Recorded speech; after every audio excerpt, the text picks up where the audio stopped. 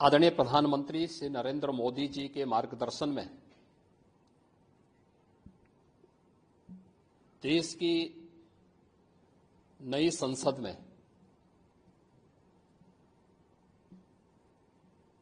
माननीय वित्त मंत्री जी ने देश का आम बजट प्रस्तुत किया है। यह बजट सर्वस्पर्शी, सर्वसमावेशी, विकासोन्मुख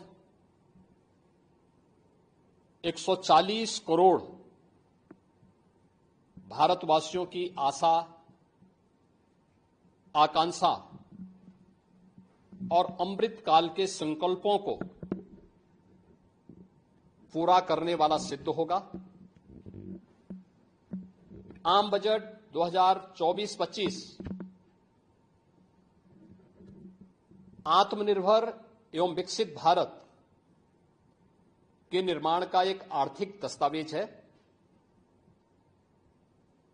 इस आम बजट में अंत्योदय की पावन भावना,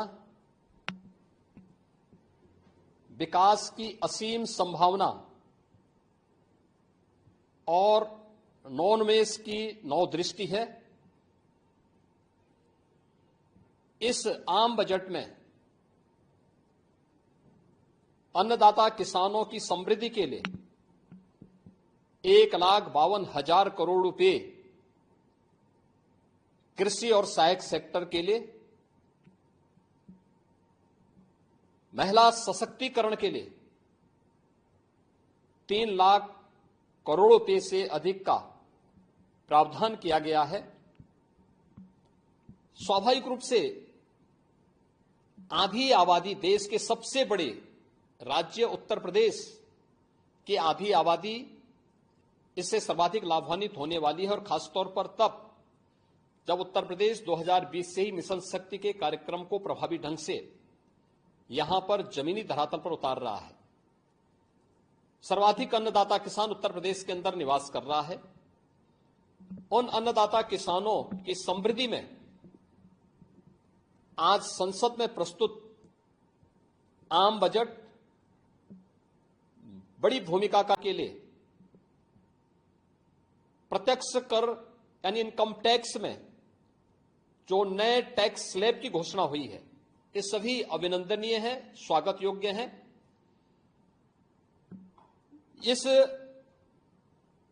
पूरे बजट को अगर मैं कह सकता हूं कि यह बजट भारत को $5 ट्रिलियन की इकोनॉमी में बदलने के संकल्प के साथ ही दुनिया के ग्रोथ इंजन के रूप में भारत की भूमिका को और विकसित भारत की संकल्पना को साकार करने का एक आर्थिक दस्तावेज के रूप में यह देश की संसद में प्रस्तुत किया गया है।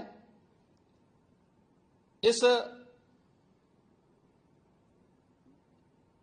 140 करोड़ जनता जनार्दन के लिए समर्पित, उनकी आशा, उनकी आकांक्षा और अमृत काल के संकल्पों को पूरा करने वाले इस बजट के लिए मैं आदरणीय प्रधानमंत्री जी के प्रति आभार व्यक्त करता हूं। माननीय केंद्रीय वित्त मंत्री माननीय श्रीमती निर्मला सीतारमण जी को और उनकी पूरी टीम का मैं अभिनंदन करता हूं।